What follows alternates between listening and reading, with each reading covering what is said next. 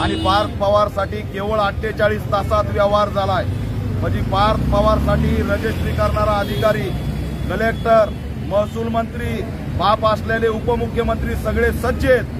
पण आम्ही असणारे दीनदलित 50 वर्षापासून संघर्ष करतो या जमिनीसाठी, तरी सुद्धा जमीन आमच्या ताब्यात दिलेली नाही। आता आम्हाला सांगितलं जातंय की व्यवहार रद्द झाला, तो व्यवहार रद्द करा नाही तर फाडून फेका।